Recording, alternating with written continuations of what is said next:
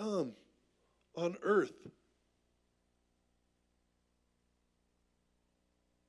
I don't know about you guys, but man, we need some encouragement right now. We need some hope. So much has happened in just a short period of time, and it just seems like it's relentless. But yet the love of God is relentless. You know, man, I don't want to start preaching right now. You guys can sit for a moment. I'm just saying, take a moment, spend some time with that song, because that's a great declaration. It gets to the point where I'm trying to sing. It's like, okay, my voice is going when it's gone.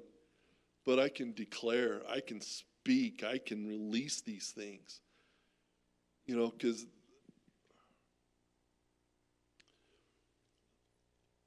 let the rumors of your kingdom, right? What did it say? Megan, help me with that one. What did it say? Let the rumors of your kingdom. Can you put that up there?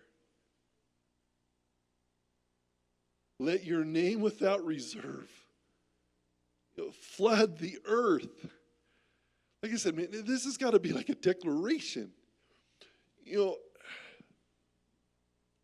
there's a lot happening. And God's, okay, so how does he flood the earth? Okay, I want you to declare that. Our words can flood the earth. If we are speaking Jesus, if we are speaking love, the earth will be flooded. It's going to take a lot of words, and it's going to take a lot of positive, loving words. It is. And this is where, like, okay, we say, God, let your kingdom come, that your will be done on earth as it is in heaven, right? Kingdom come. Well, where does that reside? The kingdom of heaven resides within you. It dwells in you. That's something that I never, you know, I mean, okay, when I first got saved, and, you know, I mean, I grew up Catholic, right? So I didn't learn a lot of this stuff. But once I mean, okay, you even declare that. You speak that out. You pray that every time. Our Father who is in heaven, hallowed be thy name. Thy kingdom come, thy will be done on earth as it is in heaven. Give us this day our daily bread. And forgive us our trespasses, as we forgive those who trespass against us. And lead us not into temptation, but deliver us from evil. For thine is the power and the glory forever and ever. Amen. Okay, something that really hit me is we can say stuff like that, okay, as a religion or a religiosity. The word that I'm looking for is just, it can become very complacent or common. That it loses its power. How? Because that is a very powerful prayer. But it loses its power when we don't recognize it. I mean, it's just like taking communion. When I was in the barge, and it was just a time of just sitting in his presence, just soaking. We had worship music going on, and I hadn't been able to take communion. And finally, like in my spirit, I was ready to take communion. And I'm just sitting there, and I'm holding the elements. I've got the juice and the cracker, and I'm just staring at it, and the tears start flowing. This God, I've taken this for granted. I don't ever want your sacrifice to be minimalized. I don't want the blood that you shed for me to be just commonplace, to where I go, oh, great, just throw it off to the side. It's not a big deal. I don't want to take your body that was broken for me to be misused. I don't ever want to get to a place in my life where that I take him for granted. Now, I'm not saying that when we're walking with him, doesn't mean that we're like, my walk with him, he's with me all the time. I talk with him all the time. I don't take that for granted, but yet it can be kind of flippant at times, or somebody could think, well, you're just not thinking, you're just kind of careless with it. No, I'm not careless with it, because that's my relationship with him. But I never minimize what he's done. I know my mother went through hell giving birth to me. 2 days of heavy labor. And what she went through to give birth to me, I don't minimize that. But I don't go around to my mom going, man, I'm so sorry I put you through hell, Mom. You know what I'm saying? I don't go around telling my mom every day, thank you for giving me birth. I don't go around every day going, Mom, I'm sorry for the pain that you had to go through for almost 60 years. So I'll be 60 in November, by the way. But we don't have to treat God that way either. Like, I know what my mother went through, but I'm thankful she doesn't remind me every day, you know what you did to me? You know what hell you put me through? She doesn't do that to me. And our Father doesn't do that to us. So trying to get to that place where we're reverent and don't take these things as something to be just, whatever, I'll come up here and just take communion, and walk away. No, we've got to get to a place where we can just take that and realize this is a holy moment. That I am so thankful for what he has done. I want to minimize what he's done. I want to maximize what he's done. Because in that gives me life. And in that life, he wants me to live to the fullest of what he created me for. I don't want to hold nothing back, because that's dishonoring to him as well. When we take our lives that he's given us and we just are reckless, careless, whatever. But he wants us to use it, not abuse it, but use it. I was talking with Cheryl earlier today and talking about our inheritance. Like, I inherited my father's truck. I use that for my business. That thing's got over 300,000 miles on it. And I push it to its limits at times, but I don't abuse it. I take care of it. Well, I'm done with my message. You guys can go home now. No, I'm joking. But it's just, I'm trying to get us to a place where, man, we're ready to receive something. We might be small in numbers right now, but there's something happening. There's something happening right now. Ken and Tony, or Ken and Marilyn, Vic and Tony are in Colorado Springs right now at a conference down there. Okay, there's something happening down there. They're down there trying to receive what God has to bring home. Now, Lane and Wendy are in Omaha, Nebraska, at a conference there, doing the same thing. God's doing a work down there. Something's happening around our country. And they're going there to receive something to bring it home. In October, there's something going on that Lisa and I and Ken and Vic, we're going to go to. I want to bring it home. God's doing something. Guys, I don't know about you, but it just seems like we haven't had much vision. We haven't had much going on. But God has reserved a remnant here, because something great's about to happen. I'm saying, don't take what we've been doing lightly, or I'll rephrase that. I don't take my responsibility as an elder and a pastor in this house lightly. As I've spent the last 10, 12 years hiding, because I thought God was done with me. I'm not going to live that way anymore. Like I said, this gift that God has given me, I want to use it to its max. Like I said, I've got my business. I've got that truck out there, and I put heavy loads on it. I take it to its breaking point sometimes. And I'm okay with God doing that with me. Because something's happening in our community. That song reminds me of that. What do we want? I want heaven here right now. I want the presence of God to flood the earth. It's not what's happening in this house. It's what's happening in our homes. It's what's happening in our community. And it's what's happening around the world. Okay? So I'm going, God, why do you want me to do this? Because he says, I want the kids to hear this. Because this is about your inheritance. What we're going through right here, right now, is what's going to set you guys up for the future to do greater things than we've ever imagined. Because God's living, dwelling within us and within you. And you're going to go farther than we've ever done. What does that mean? That means you're going to destroy the works of the devil.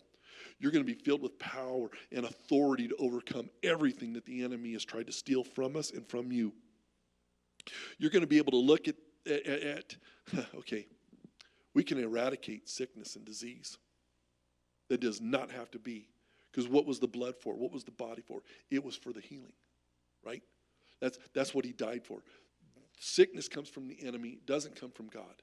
That's a part of the fall. And we are to reverse the curse.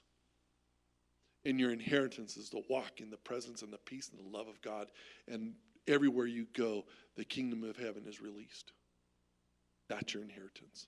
And we're trying to get you there.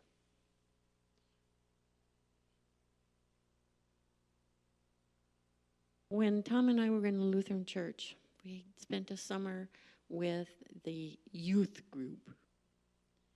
And one of those young people in that youth group, 16 years old,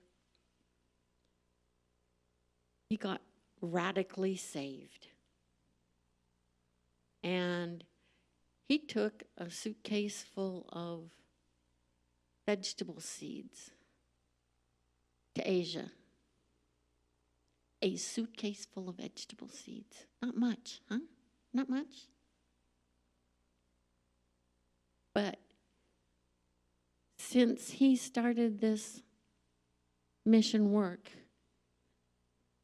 they've distributed 6 million Bibles to third world countries.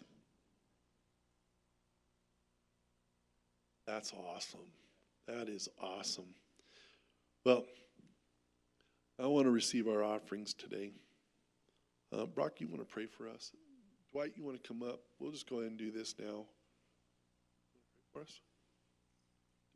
Do you have somebody to help you? Oh, you just want to pray for the offering? Done it? You want to? I won't put you on the spot. If you don't want to, you're okay. Okay, no, that's fine. Well, Father, we just thank you for what you're doing. We thank you for the grace and the provision in our lives. Father, we receive this offering to glorify and expand the kingdom of heaven. We love you. We glorify you. You are good. Amen. I was sitting back there when Paul was talking, and we use the word press in a lot. And that's good. We need to. But the Lord also said, before pressing in, listen to what I have to tell you. And he has a word for each one of us. Each one of us has a life. Each one of us has a story in our life. We could go on and on about the blessings of God. But I just heard him say, listen to me as you press in, because I have something to tell you. And he's out there waiting for us to listen. We just have to do it. And that takes a lot of obedience. For me, it's very difficult. I have tendinitis. My ears are always ringing, and I don't think the Lord's whistling in my ear. But I have to struggle to hear him speak. But when I do hear him speak, It's always good. It's always uplifting. It's always a blessing to me when he does it. God bless you all.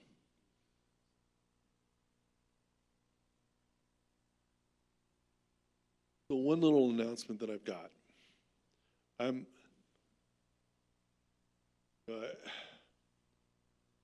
who's aware of, well, I got two.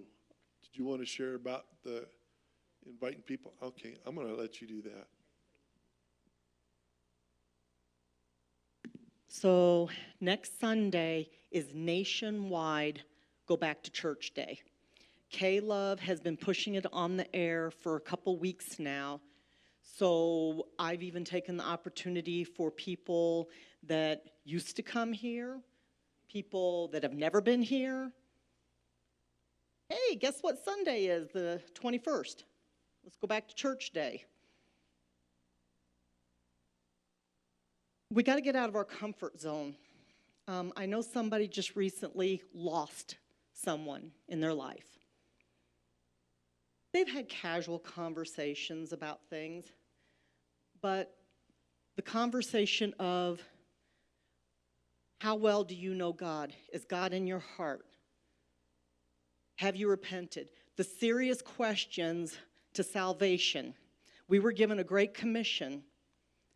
Where are we at with that great commission? People we don't know, our neighbors. When I was a kid growing up, I knew every neighbor around me. I knew their names. I knew their families. Today, they drive into their garages after work. I don't see them. Maybe to mow the lawn, take out the trash.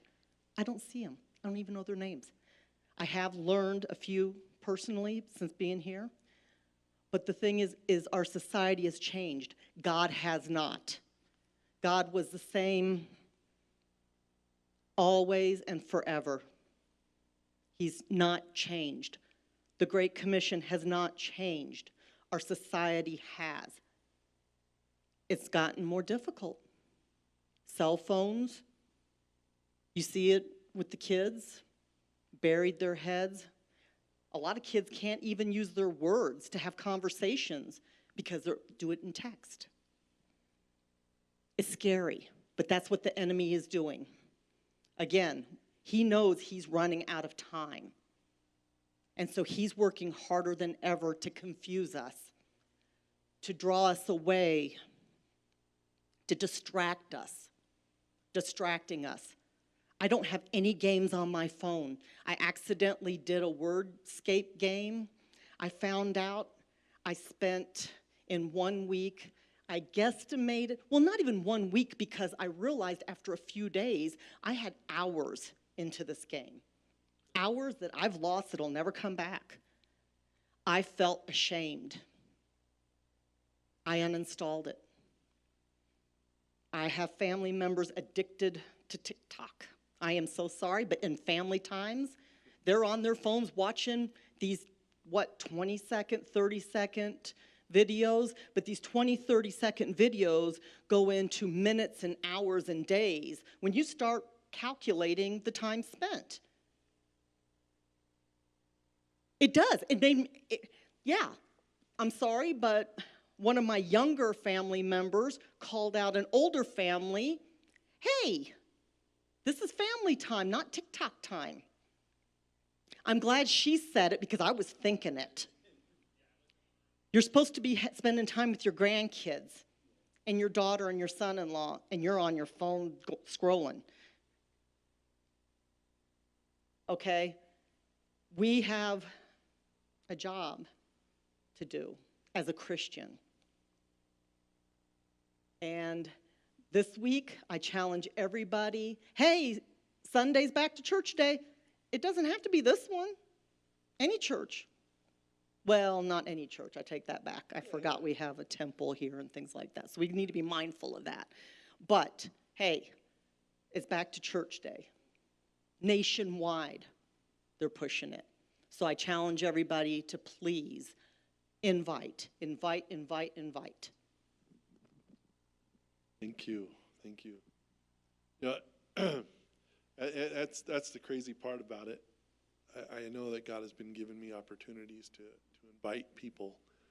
You know, I was one of the worst, pastoring for however many years, and I hardly ever invited anybody to come to services or to church or to be a part of the body and to grow, because I was so busy doing my thing that I forgot about that too. And God's actually really, since I've been in this position, changed my heart on all of that and opening up a lot of opportunities for me to share. Kids, are you guys ready to go? Well, I did. So real quick, so who's here? Does anybody know who the Women of Glow, the Women of Glow is? Glow. It's a women's ministry. And I just realized, it's kind of like I used to be a part of Promise Keepers a long time ago. Man, they did some great things back in the day. And everything just kind of disappeared. Well, I found out that Aglow is still operating. And they're actually going to have a conference this next weekend at Restoration. So the speakers there is Nancy McDaniel, Graham Cook, and Jen Tringle. And it's going to be next Friday and Saturday. Friday's at 5 o'clock. These flyers are sitting up back here in the back, so you can look at it. I would highly encourage you. Now, I know the Glow has always been for women, but as far as I understand, they've kind of opened it up to guys too. Now, guys, if you go and they say, hey, this is only for women, don't be upset, okay? But I know in the past, they've kind of opened it up for guys to be able to come to these big events. But I don't know if that changed or not, but check it out. I know I'm gonna, because I think what they do is amazing, and it's a big deal. And now God seems to be opening up doors for things like this again. So Friday at 5 and then Saturday at 10 in the morning. Friday is 5 o'clock at night, by the way. It's not 5 o'clock in the morning. All right. Kids, be blessed. Have fun. Learn, grow, be filled with the Spirit. Anybody else have a word? Does anybody else want to share something real fast?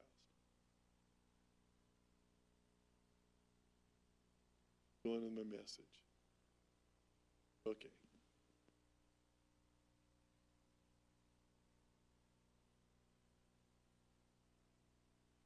It's the headset now.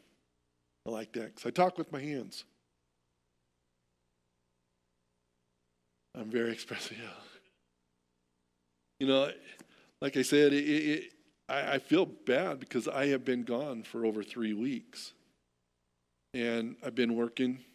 And then last week we went up to Canada to go get my mother-in-law and brought her down. So she's here right now. So like Lisa's mom and her brother's here in town. So they're just kind of hanging out the house and relaxing a little bit because it was my granddaughter's birthday yesterday, turned 6. So we had a birthday party for her last night. And my daughter, son-in-law, and granddaughter are headed to Vegas for vacation, something different. So they're on the road right now. So there's so much going on. And I know that's like even within this house, so many people are traveling right now. A lot happening. So I'm rejoicing with you guys that are here with me right now. Because I know God's got something for us. And do you believe that? Are you expecting God to say something to you today? Because I've been thinking about this for a long time. And seems like when I start working on something, God always either modifies it, changes it, last minute, whatever. You good to go with the flow? Because I am. I don't have to tell you I don't have anything prepared. But I do. I have something prepared. But, like I said, with Ken and Marilyn and Vic and Tony being in Colorado and Lane and Wendy being in Omaha, Nebraska right now. So there's a lot of things that are opening up to us. When we were in LaBarge, man, there was some cool stuff because we were there a year ago, and kind of felt a little, maybe not necessarily out of place, but I was just in a sit and wait and watch mode. Now, most of you guys don't know what LaBarge is. It's a little town in Wyoming, and I don't know. How many people there, Jeff? About 300? 300 to 400 people in there. And there's a little bitty church there. Some of you have met Tony and Gwinnett Portera, the pastors of the Potter's House there. But they are connected around the world that are apostolic leaders, apostles, prophets, preachers, evangelists, the fivefold ministers. And a part of us trying to grow, if you will, what God's trying to do here in this house is to move us into that realm. We've talked about, the word over this house has been for the last, 30 plus years that this was going to be an apostolic resource center. And so with all the changes and everything that we've gone through, we've gone through that. And we still believe God wants to do that here. We're not going to put, obviously we got the new sign on the building that says River of Life Church. We're not changing it to Apostolic Resource Center. Okay? That's not what we're doing. But it's about what's in us and what's coming out of us. Okay? So what does an Apostolic Resource Center look like? It means that we are training and equipping you guys and ourselves to do what we were just talking about earlier in our community and in our homes. We want to release the kingdom of heaven everywhere we go. Because why? The heaven is in us. And the enemy always wants to stop the work of the Lord. Right? The enemy is always trying to steal, kill, and destroy anything that God has that's good. That means you. So we're at a place right now that, it seems like we haven't had a vision for River of Life for a long time. And in the last year, we're in this process and this growth of what this looks like. We've talked about us being, we're no longer a senior pastor-led church. We're an elder-led church. Well, what does that mean? What does that look like? The only thing that's different than the two models is we don't have one person that's calling all the shots and trying to set vision and direction. The elders do that. But now instead of having one pastor, you've got four.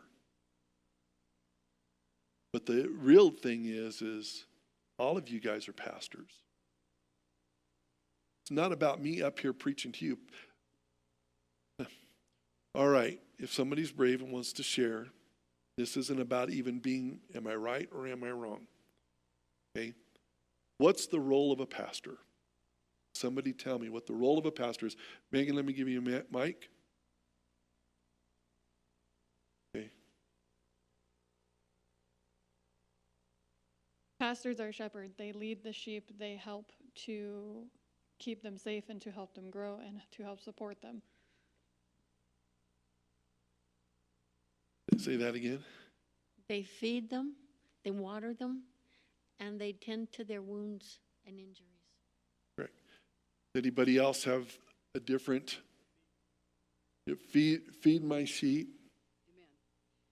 The original Greek words put pastor, teacher together, so they're also a teacher, but they also equip the saints to shepherd the flock and to shepherd the lost, like, for instance, pastoring a whole apartment building or pastoring the streets. So there's a lot of dynamic what pastors do. That's right. But in Western society, what has the forgot about that. I didn't need two mics going there. In Western society, what has it become? You've got one man that is the face of everything and doing the work of everybody. Right? When you've got the pastor who's the lead guy, like, okay, elders come in, they're the fathers of the house, they're the ones that set the budget, take care of business. Now, I'm just telling you the way the Western world looks at it. I'm not talking about what the Scripture says. I'm telling you what we have operated as. There's a difference. Elders are just kind of there as a sounding board to the guy they hired to put in a position that stands up here and shares the word. That seems to be my experience in the past. You've got one person. Now, it doesn't mean that you don't have other pastors alongside that. But you've usually got one main person. And they hire them, they put them in there and say, okay, now teach us. And I'm going to just sit over here and let you do whatever you want to do. And my responsibility as an elder is pretty much over, other than the meetings that we make and the budgets that we set. God's telling us that's not going to happen anymore in this house.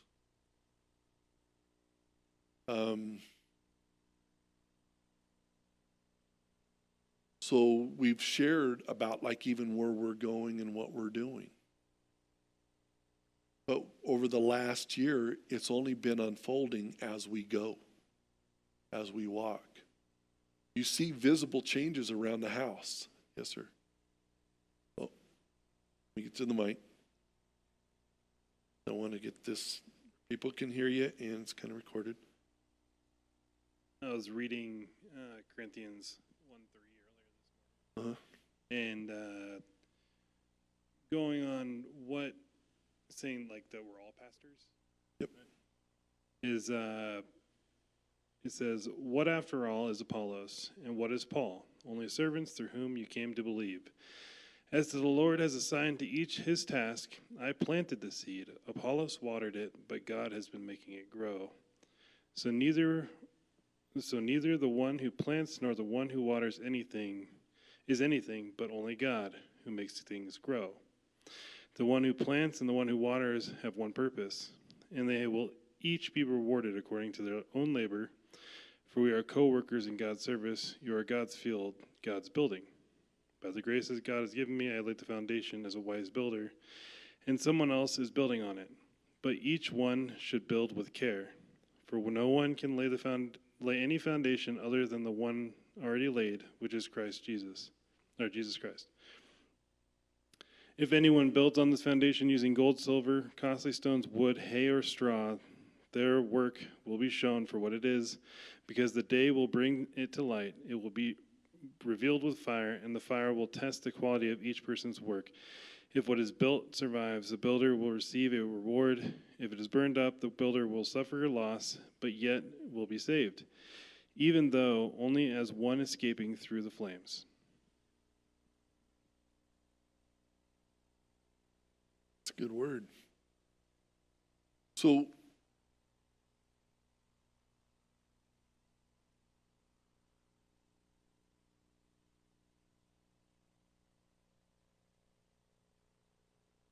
kind of funny, I'm like, how do I apply that side of it? Pause that for a moment. Right now, with where we're at in this building the vision and where we're going, we're moving into this realm of a fivefold apostolic ministry. That's not saying that any one of us as elders are the apostles or the prophets or anything like that of the house right now. We're just saying that's the direction God's moving us into.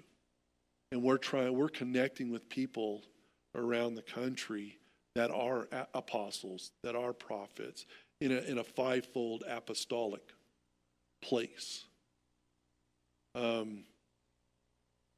Where God's revealing to us who these people are. But we haven't done anything that says, yes, you're the apostle of the house, and yes, you're the prophet of the house, and yes, you're the pastor of the house, and yet, you're the evangelist. We're not there, but we're connecting with people who are. That makes sense? Because I want to encourage you guys. This whole thing right now of where we're at,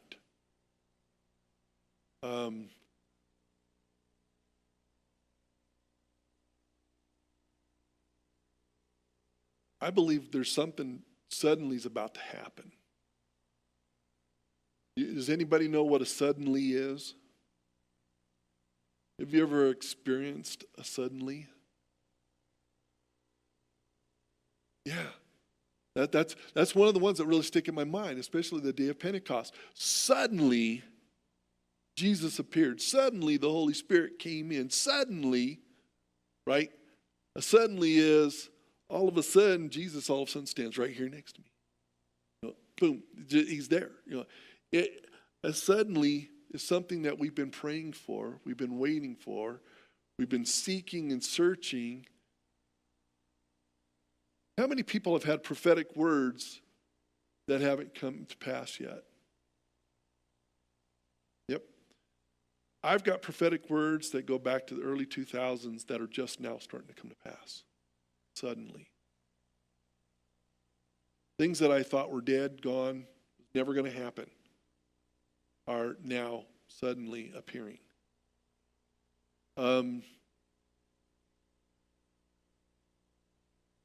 I'm believing we're coming into a season of suddenlies. But you don't, when the suddenly happens, it's almost like giving birth to a child. You've carried this thing for 9 months. And then suddenly, right?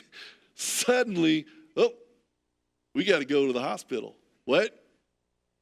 I remember Lisa waking me up at like 3 o'clock in the morning with our first child.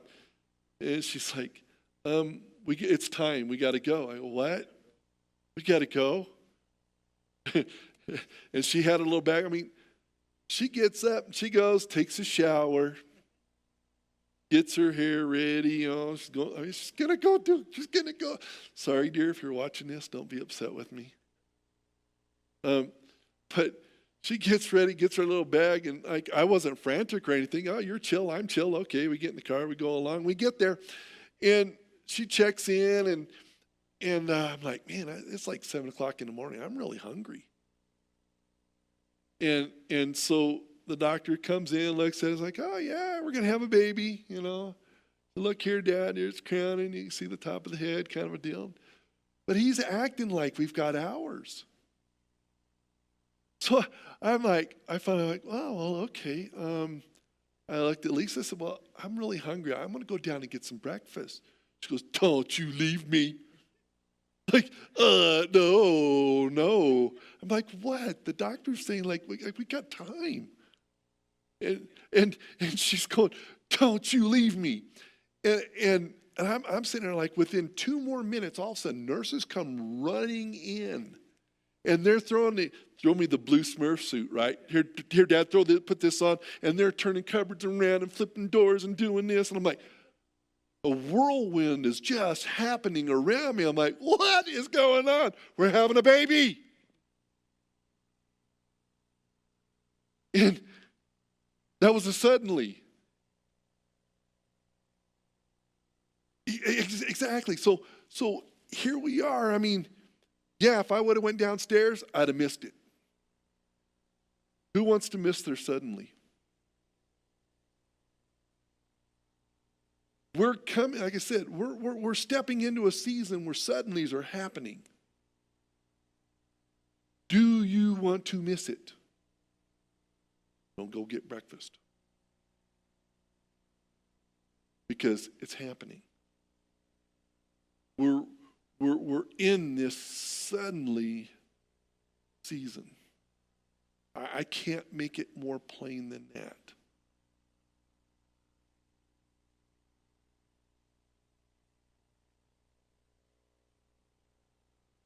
You know,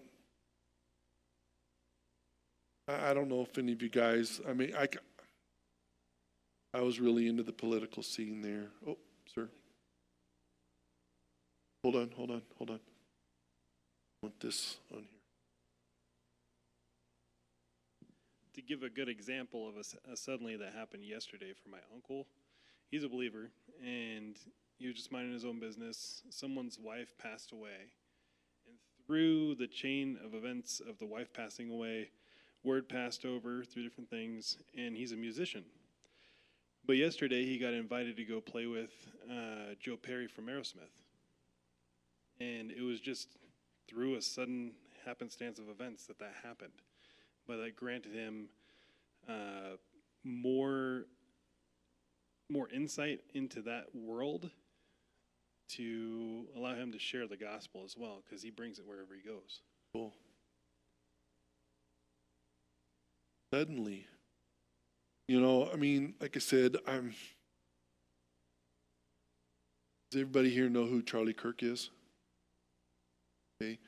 Whatever your political stance is, whatever your beliefs are at this point, that's kind of irrelevant at this moment.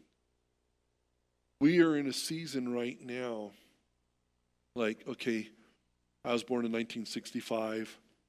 I wasn't around when Martin Luther King Jr. was killed, or John F. Kennedy, or Robert Kennedy. But it seems like right now we're in one of those seasons. And we just lost an incredible person. 31 years old, gone suddenly. And I haven't had a chance to see it yet, but I've seen his wife doing a press conference. I didn't get to hear the words, but I'm looking at a woman who just lost her husband, and that does not look like a grieving widow standing there. That doesn't mean that she's not in pain. It doesn't mean that she's not grieving. But she's at a point of going, from what I understand, my wife kind of read some of the text to me a little bit, but she's saying the enemy came along and tried to silence him, basically. I'm putting him on notice. I'm telling you right now, it is about to explode.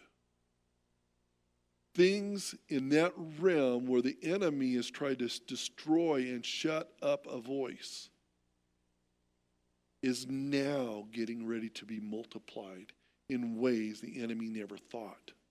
When Jesus was hanging on that cross, the enemy thought he had something. It's like, this thing is over. Okay? Over 2,000 years later, look at us. And the enemy seems to think that he's got one over us now. And I'm not talking politically. I'm talking about spiritually. Like when he's going, I got your kids. I've got your jobs. I've got your family. No. And we're about to see a suddenly in our community that's going to transform the world. That these things that have been going on is coming to an end. So my message, where I was coming from, is out of the book of Ruth. When we were in LaBarge, like I said, and the people that they have there speaking, I don't know if you guys know who David Crone is, but he was the founding pastor of the Mission Church in Vacaville, California. His son now is leading the church. He's the pastor of the church now. Both of them were there. A gentleman named Mark Crawford, thank you. He's a international prophet. He's an apostolic fivefold prophet. He was there. And we had a gentleman named Shannon. I don't remember Shannon's last name, but he's a pastor of a church in Ogden, Utah. Another one of those apostolic people that they just, man, the presence of God on their heart and their hunger and the power of God in them and flowing through them is amazing. And to go sit down there with them and just be with them in the presence of God. I'll put it this way. I don't know what happened to me. Something happened. Something has shifted and changed in me. I can't put my finger on it, but something has changed. And Dave Crone was sharing a story about his daughter. His daughter ended up dying suddenly. He was early 30s, I believe. Just gave birth to a child, married, beautiful family, and she died like that quick. Wasn't an accident, just something medical, something, just the enemy took her out. And they struggled with that because her husband ended up going off in La La Land. Left the child with Dave Crone's son, who's the pastor of Vacaville now. And without going into real deep detail, which I don't have a whole lot of that information, for 2 years, 2.5 years, Ryan raised that child as his own. And then all of a sudden, the son-in-law gets married, comes over, knocks on the door, takes the child. And for almost 2-3 years, didn't have any contact with the child. And Dave and the whole family are just like, I mean, they tried reaching out, tried doing everything to try to reestablish relationship.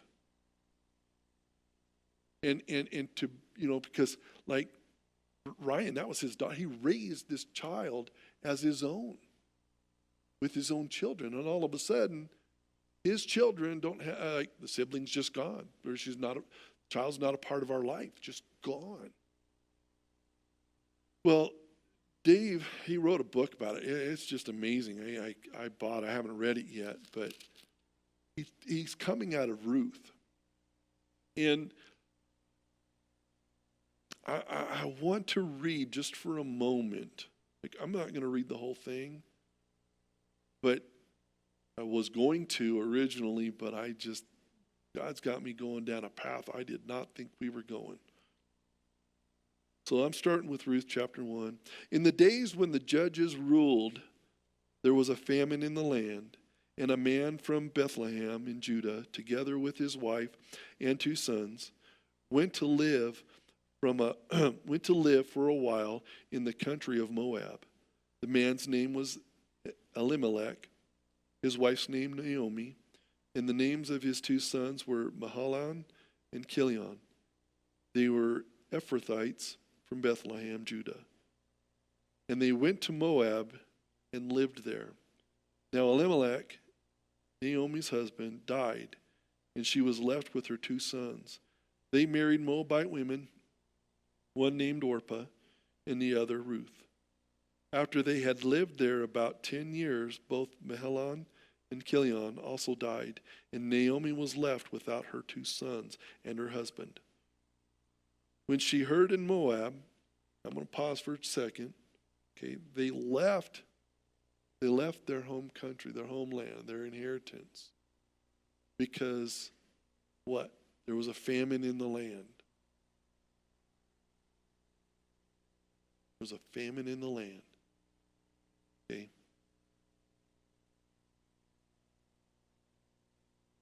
When she heard in Moab that the Lord had come to the aid of his people by providing food for them, Naomi and her daughters-in-law prepared to return home from there.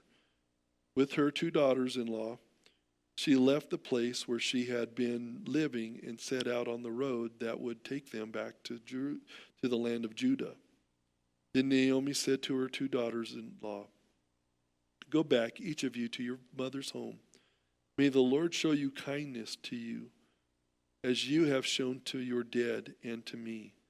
May the Lord grant that each of you will find rest in the home of another husband." Then she kissed them, and they wept aloud and said to her, "We will go back with you to your people." But Naomi said, "Return home, my daughters. Why would you come with me? Am I going to have any more sons who could become your husbands? Return home, my daughters. I am too old to have another husband, even if I thought there was still hope for me, even if I had a husband tonight and then gave birth to two sons, would you wait until they grew up? Would you remain unmarried for them? No, my daughters, it is more bitter for me than for you. It wasn't better, it's bitter.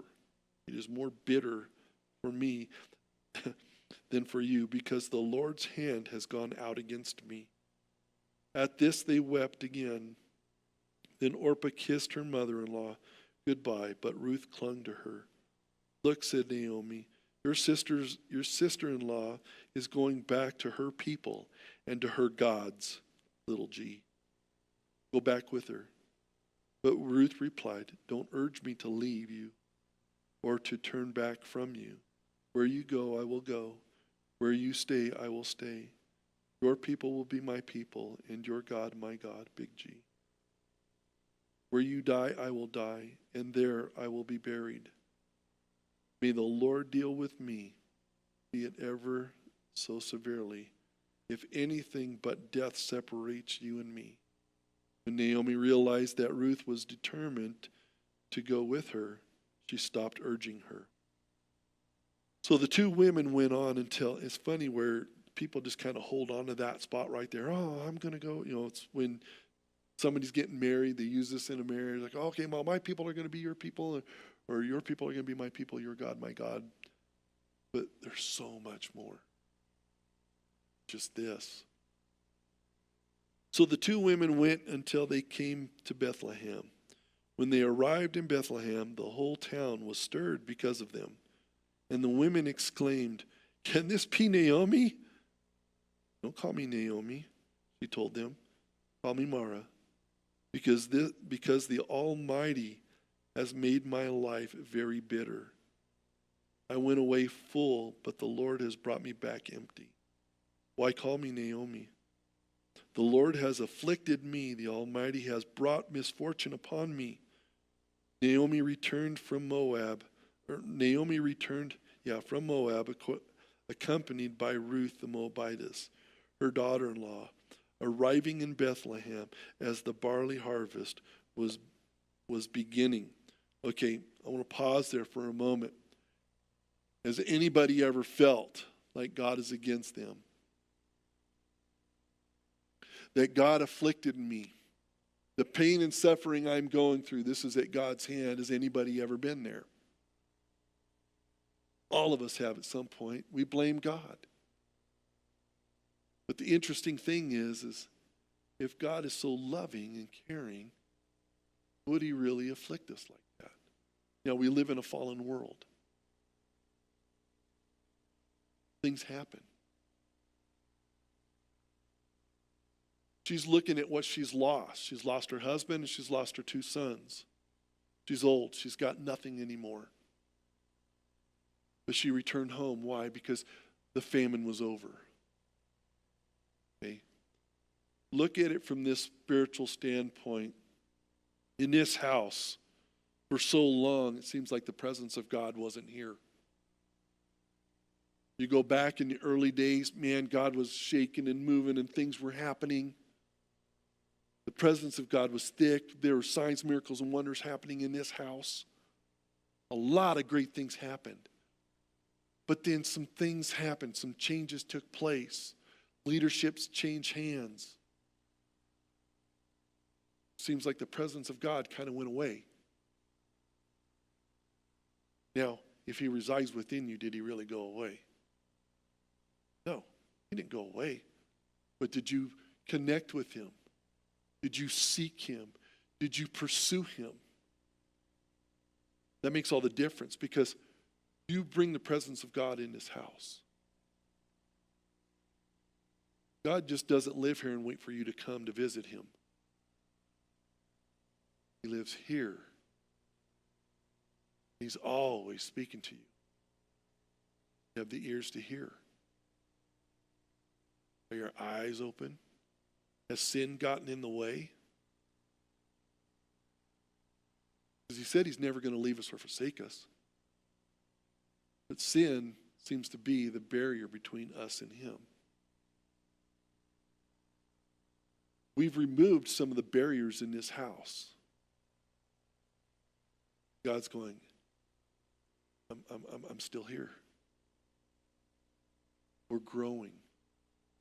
So I've removed, if you will, the barriers between me and God, which then allows me to step into my purpose and destiny to help you get into yours. My job right now is to help remove those barriers in your life for you to step into your purpose. I told you earlier, all of us are pastors.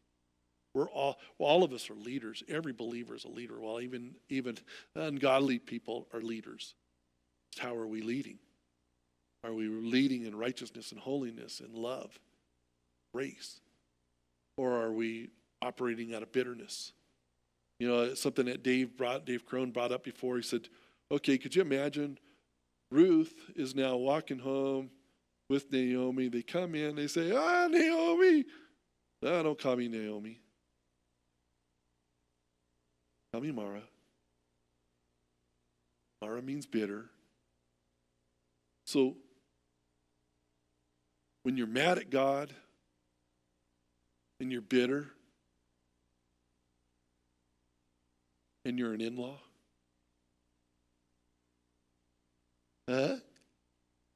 foreigner. But I mean, think about it.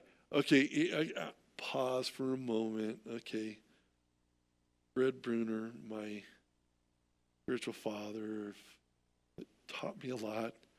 One of his favorite jokes was, you know the difference between an in-law and an outlaw? Outlaws are wanted. Don't look at me like that. But we're all wanted. You know, where in that realm that here she's saying, I'm a bitter woman.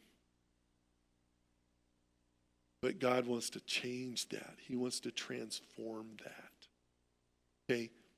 And she doesn't realize the seed is walking beside her. She doesn't understand that Ruth that's there.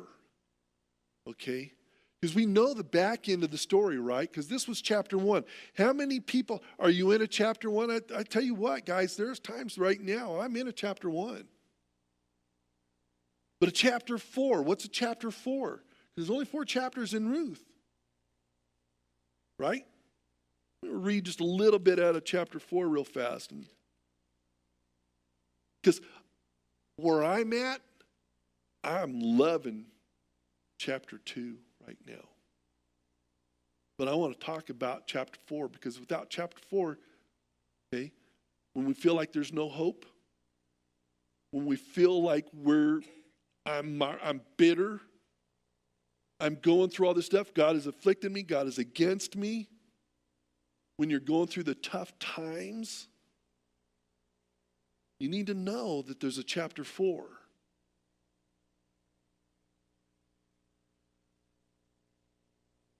Now, I'm going to bring you into most of you all know the story. But meanwhile, Boaz went up to the town gate. When the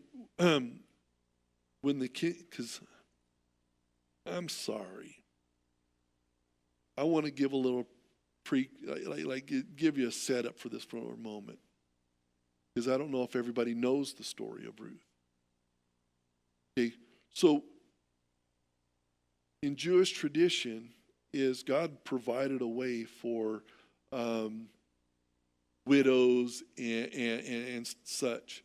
That there's a kinsman redeemer that because of the land that was promised them, that everything that God promised the Israelites when they came into their promised land, that okay, well, if somebody dies, if Gary dies, you know, I'm not going to use that. Gary, you're going to live. But in this process that the spouse of the one who died is taken care of, that they can be redeemed. It's called a kinsman redeemer. Okay? So, but usually it's somebody within the family line, like a brother, whatever, uncle, depends on who's closest to the relative that had passed away. Okay. They can reclaim it, but with it, though, comes a lot of stuff. You don't just get the property or the house or the money or whatever. You know, here we call it an inheritance. If I passed away, my wife gets to keep the house, but if she passed away, my son and my daughter gets the remaining stuff. So Boaz is one of two that is a kinsman redeemer. Meanwhile, Boaz went up to the town gate and sat there. When the kinsman redeemer, he had mentioned, "Come along," Boaz said, "Come over here, my friend, and sit down." So he went over and sat down. Boaz took 10 of the elders of the town and said, "Sit here." And they did so. Then he said to the kinsman redeemer, "Naomi, who has come back from Moab, is selling the piece of land that belongs to our brother Elimelech. I thought I should bring the matter to your attention, and suggest that you buy it in the presence of these seated here and in the presence of the elders of my people. If you will redeem it, do so. But if you will not, tell me, so I will know. For no one has the right to do it except you, and I am next in line." "I will redeem it," he said. Then Boaz said, "On the date..." Now, here's the disclaimer. He didn't give him the disclaimer beforehand. Now he's giving him the disclaimer. "On the day you buy the land from Naomi and from Ruth, the Moabitess, you acquire the dead man's widow, in order to maintain the name of the dead with his property." At this, the kinsman redeemer said, "Then I cannot redeem. I cannot redeem it because I might endanger my own estate. You redeem it yourself. I cannot do it." Now, in earlier times in Israel, for the redemption of the transfer of property to become final, one party took off his sandal and gave it to the other. This was the method of legalizing transactions in Israel. So the kinsman redeemer said to Boaz, "Buy it yourself." And he removed his sandal. Then Boaz announced to the elders and all the people, "Today you are witness that I have bought from Naomi all the property of Elimelech, Chilion, and Mahlon. I have also acquired Ruth the Moabitess, Mahlon's widow, as my wife, in order to maintain the name of the dead with his property, so that his name will not disappear from among the family or from the town records. Today you are witness." Okay. Life has just changed for Naomi and Ruth. They have now been redeemed. Okay? Now, between chapter 1 and chapter 4, what took place?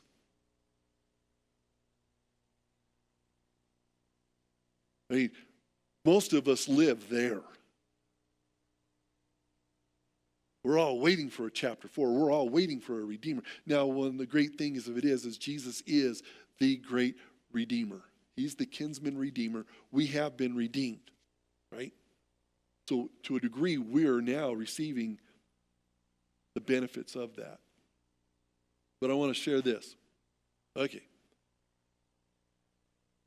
I got time to read a little bit of this, because this is what really hit me. It broke me. I sat down and I was just reading this out, and I had tears just start flowing. So forgive me if the tears start flowing again. Because I'm going to go back to the end of chapter 1 here in verse 22. It says, So Naomi returned from Moab, accompanied by Ruth the Moabitess, her daughter-in-law, arriving in Bethlehem as the barley harvest was beginning. Now, Naomi had a relative on her husband's side from the clan of Elimelech, a man of standing, whose name was Boaz.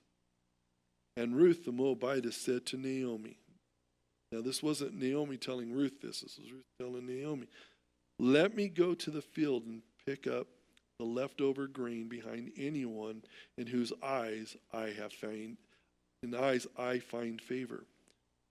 Naomi said to her, "Go ahead, my daughter."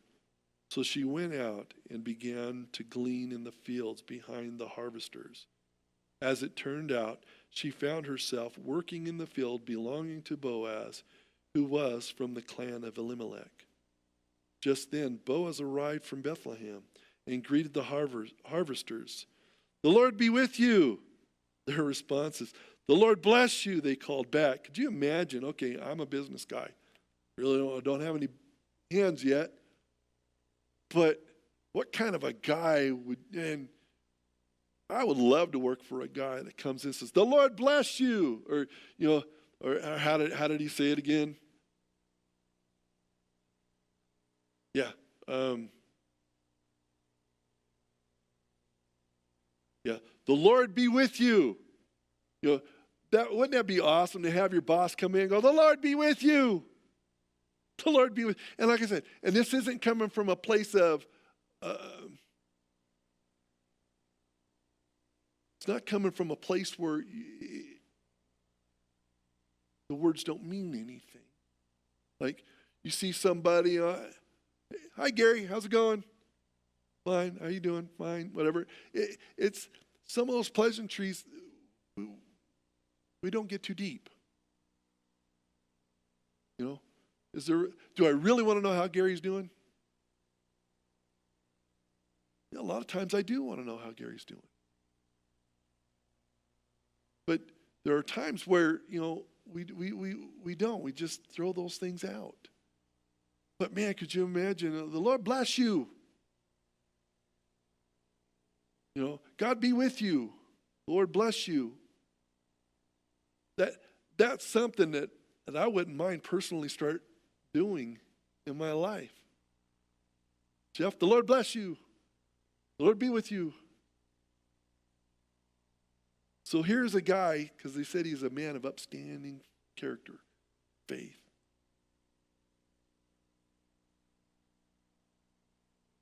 And "The Lord bless you," they called back. Boaz asked the foreman of his harvesters, whose young woman is that?" The foreman replied, "She is the Moabitess who came back from Moab with Naomi." She said, "Please let me glean and gather among the sheaves behind the harvesters." She went into the field and has worked steadily from morning till now, except for a short rest and shelter. So Boaz said to Ruth, "My daughter, listen to me. Don't go and glean in another field, and don't go away from here. Stay here with my servant girls. Watch the field where the men are harvesting, and follow along after the girls. I have told the men not to touch you. And whenever you are thirsty, go and get a drink from the water jars the men have filled." At this she bowed down with her face to the ground. She exclaimed, "Why have I found such favor in your eyes that you notice me, a foreigner?" That still gets me. Why have I found such favor in your eyes? God, why have I found such favor in your eyes that you would notice me? Man. Isn't that something? No, it's like, because he's telling her, "Hey, don't go to somebody else's field. You're thirsty? The men have drawn water. Go drink from there. Follow along behind my girls. Pick up what you can." Why have I found such favor in your eyes? Not expecting that. But suddenly, favor is there. They're happy tears, guys. Boaz replied, "I've been told all about what you have done for your mother-in-law since the death of your husband, how you left your father and mother and your homeland and came to live with a people you did not know before. May the Lord repay you for what you have done. May you be richly rewarded by the Lord, the God of Israel, under whose wings you have come to take refuge.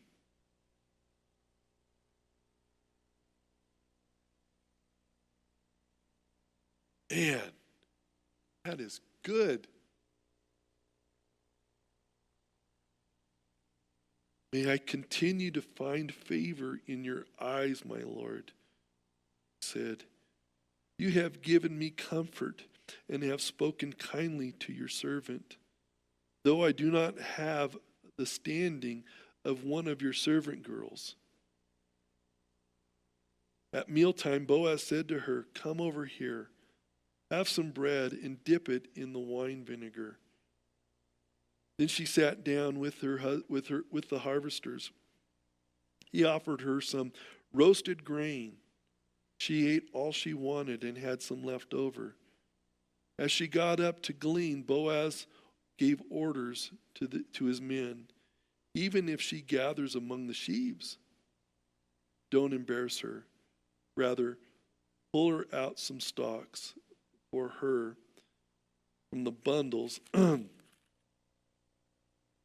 and leave them for her to pick up, and don't rebuke her.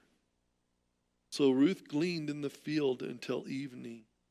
Then she threshed the barley she had gathered, and it amounted to about an ephah. She carried it back to town, and her mother-in-law saw how much she had gathered. Ruth also brought out and gave her what she had left over after she had eaten enough. Her mother-in-law asked, where did you glean today? Where did you work? Blessed be the man who took notice of you. Then Ruth told her mother-in-law about the one at whose place she had been working. The name of the man I worked with today was Boaz, she said. The Lord bless him, Naomi said to her daughter-in-law. He has not stopped showing kindness to the living and the dead. She added that the man is our close relative.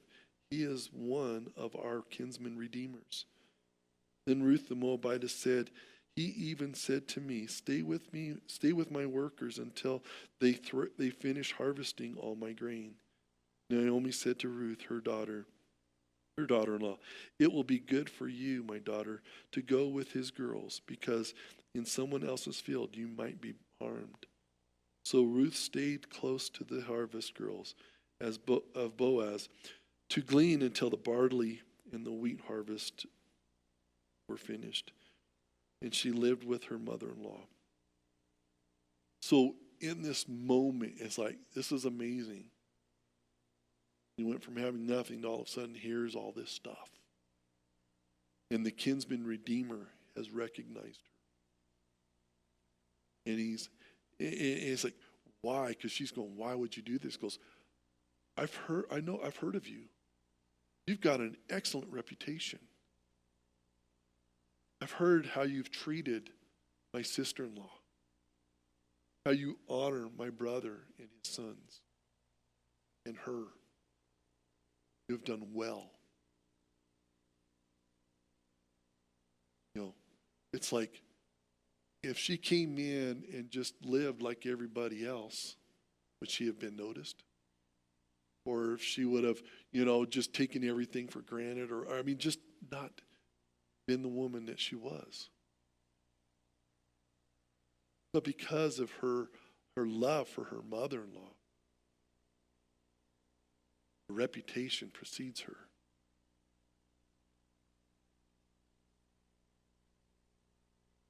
One day, Naomi, her mother-in-law, said to her, and this is in chapter 3, my daughter, should I not try to find a home for you where you will be well provided for?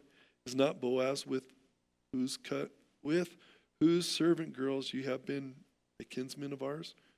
Tonight he will be winnowing barley on the threshing floor. Wash and perfume yourself. Man, I can't talk today. Wash and perfume yourself, and put on your best clothes. Then go down to the threshing floor. But don't let him know you are there until he has finished eating and drinking. When he lies down, note the place where he is lying. Then go and uncover his feet and lie down. He will tell you what to do. I will do whatever you say, Ruth answered. So she went down to the threshing floor and did everything her mother-in-law told her to do. When Boaz had finished eating and drinking and was in good spirits, possibly drunk, good spirits, he went over to lie down at the far end of the grain pile. Ruth approached quietly and uncovered his feet and lay down. In the middle of the night, something stirred the man, and he turned and discovered a woman lying at his feet.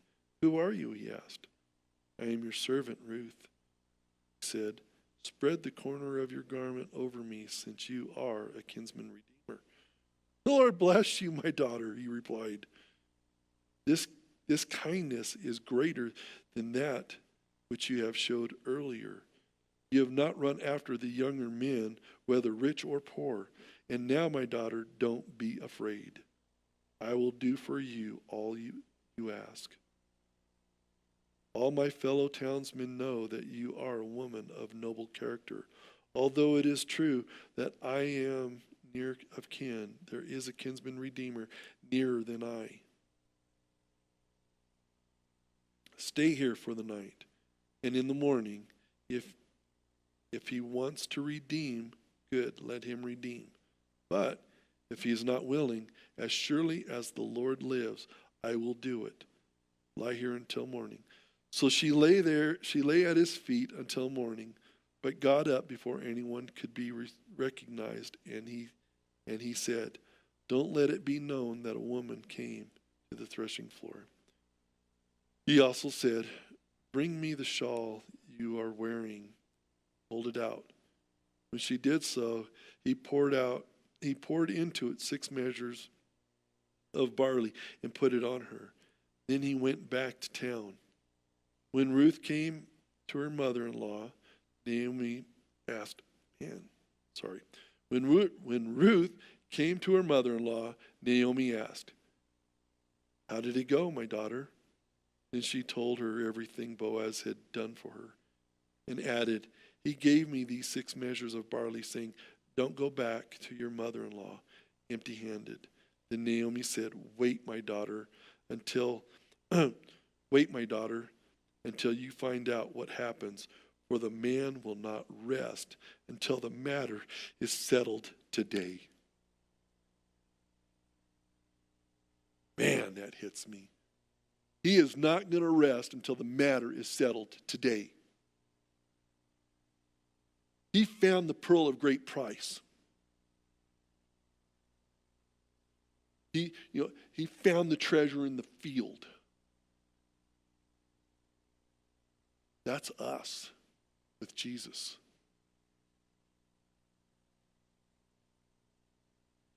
Jesus, he's the kinsman's redeemer. He's our redeemer. The price he paid was incredible. But what hit me here, though, is she goes, you wait. You wait. This thing's getting settled today. Guys, we've been waiting for something. Suddenly, something's about to happen. Was that not a suddenly? Because Naomi's been going all along. Now, I want to read, we're not over here with chapter 4. Because, like I said, we're going through chapter 2 and chapter 3. You know, like I said, we have favor, right? We have favor. God's love, I mean, it's like he loves us. Like, oh, wait, you're available?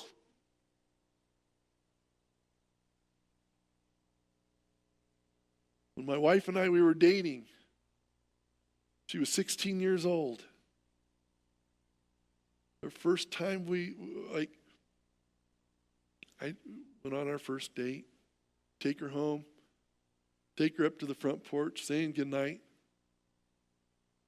Told her I loved her. She goes, I got to go in now.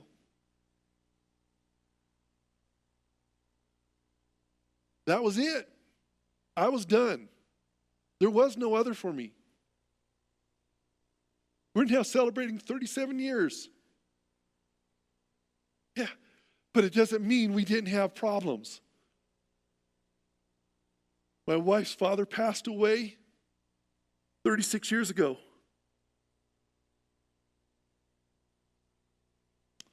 And she went through grief. I had no idea what grief was until my dad passed away. We were married for almost 4 years. We got divorced. Love you, but I don't love you like a wife should love a husband. And if I was the godly man I am today, everything would have been different. We ended up getting divorced. I moved off to Texas, 1,500 miles away from everybody I loved. That's where God got a hold of me. That's where Jesus found me. He transformed my life. I am no longer the same. And God redeemed my marriage with my wife. My wife was broken and hurt because of what she was going through, because of the grief that I had no understanding about. If I was the godly man I am today, I said, you know what? We're going to work through this. But in my young years of not having any real understanding, I said, if you don't want to be here, I set you free. And we didn't get divorced because we were angry or fighting or anything. It's like, I can't be the one holding you back. But I had no understanding of what grief was and what she was dealing with. But it wasn't until Jesus transformed me and grabbed a hold of her. And he restored, he redeemed this marriage. Got a beautiful daughter out of it too now. 2 beautiful kids, one before and one after. God redeemed that. And our lives have changed dramatically.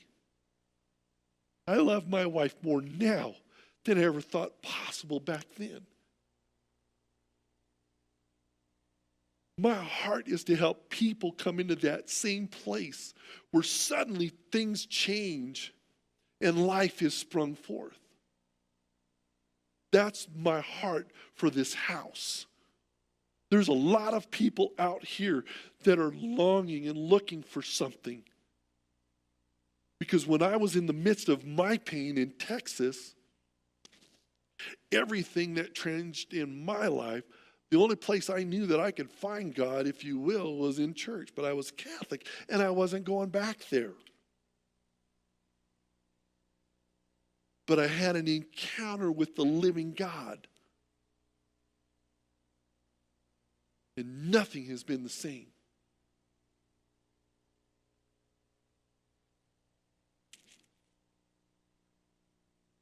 So Boaz took Ruth, and she became his wife.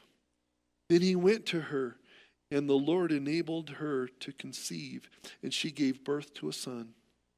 The woman said to Naomi, the women said to Naomi, praise be to the Lord, who this day has not left you without a kinsman redeemer. May he become famous throughout Israel. Sorry, guys. My nose is going crazy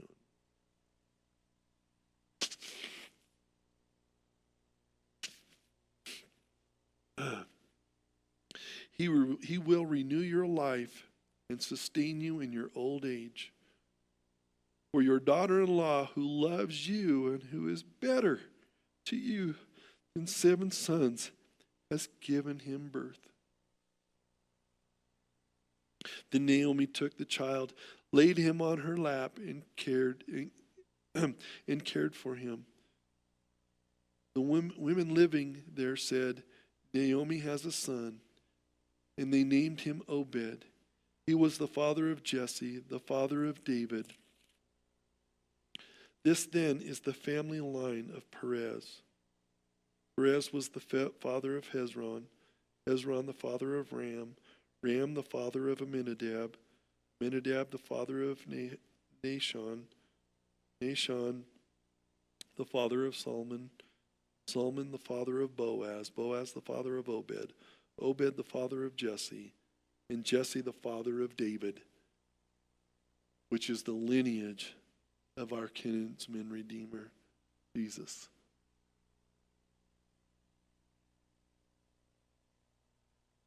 Who knows the legacy from a suddenly? We are definitely in this suddenly season. God is moving. There are things happening. Guys, I'm telling you right now, we're about to see some amazing things happen in this house and in our community and in our families and in ourselves.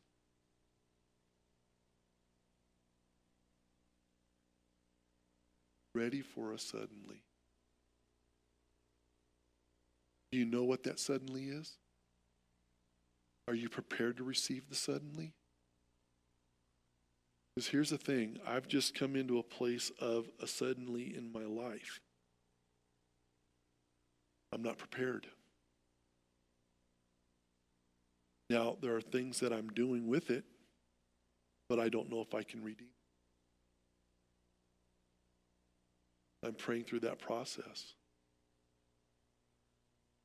But it's been laid before me. And it's my choice to accept it or reject it. And everything within me is like, I want to pursue it. But it goes back to, like, okay, here's the first guy that was Redeemer. Well, here's the little, here's what goes with it, the disclaimer. Here's the thing that goes with it. I've got something like that as well. And it could put me in jeopardy.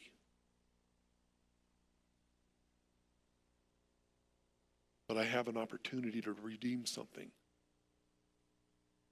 It suddenly came upon me. And I'm Father, what does this look like? Help me. And if you don't, like, are you in a chapter 1? Or are you in chapter 4? Are you in chapter 2 or chapter 3? Because chapter 2 is just, I'm out here working. I found a field I'm working in. I've got favor.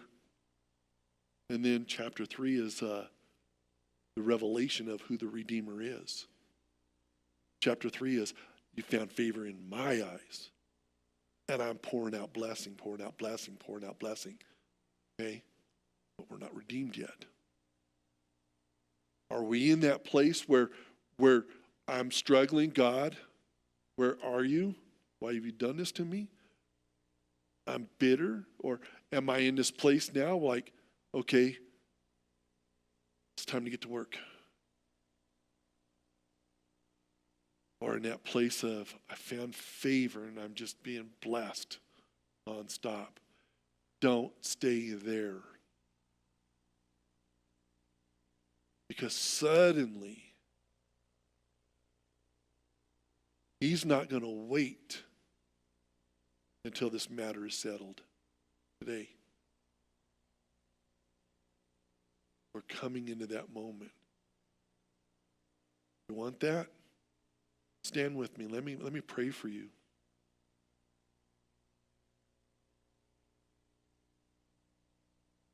So, Father, I thank you that you love us, that we have favor in your eyes. We have favor with you and with men. That your desire is for us to come not just to a place where we're working and getting our needs met. And it's not even just going into that place where we have great favor and we don't have to work hard for it. But Father, I am asking for the suddenly. There are things within inside of us that we've prayed for, that we've asked for, that we've longed for. And you've said yes to it. Father, I believe and I declare right now that we are living in a season of suddenlies happening right now. Father, I am asking right now that this matter is not settled until it is complete, like today. Like there's nothing, like today, it's going to happen today. That the matter is settled today. Because guys, it's not only that it gets settled today, the suddenly things happen today, okay?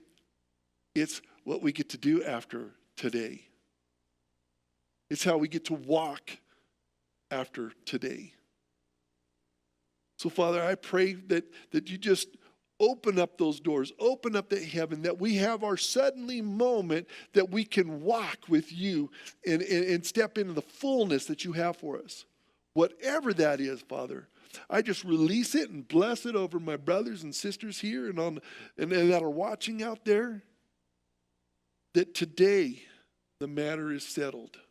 Today you step into your suddenly. Today we start moving in the direction of our redemption and what everything that he has for us in this house, in our lives, with our families. Father, I thank you and I bless you. As they said, as Boaz said to them, the Lord be with you. And may the Lord bless you. In Jesus' name, amen. Ooh.